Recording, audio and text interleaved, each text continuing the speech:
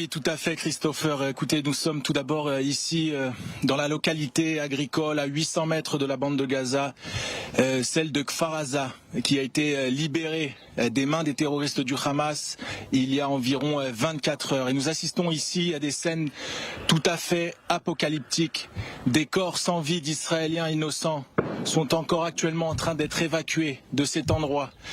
On parle de plusieurs dizaines de morts et de blessés ici. Et je ne sais pas si vous pouvez apercevoir sur ces images, mais il y a aussi évidemment beaucoup de cadavres de terroristes qui ont été tués. On parle de 70 terroristes qui sont venus ici commettre vraiment des massacres.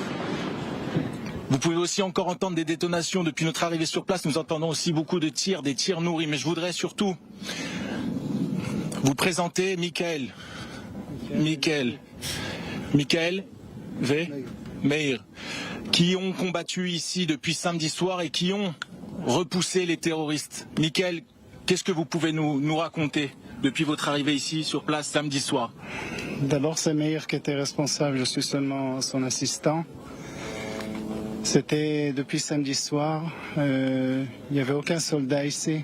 C'est pas un combat contre une armée, c'est un meurtre d'enfants, de couples qui étaient enlacés entre eux dans le lit. En rentrant ici, la seule chose que j'ai pu imaginer, c'est ce que mes arrière-grands-parents à Kishinev ont pu voir au pogrom de Kishinev de 1904. C'est pas une guerre, c'est du pur terrorisme. Et c'est grâce à des gens comme Meir et ses collègues qu'Israël va surmonter ça. On a surmonté le pogrom de Kishinev, on a surmonté la Shoah, on va surmonter ça. Et que surtout, personne ne pense qu'on va baisser notre tête. On nous a battus, on nous a fait mal, et on sortira beaucoup plus fort.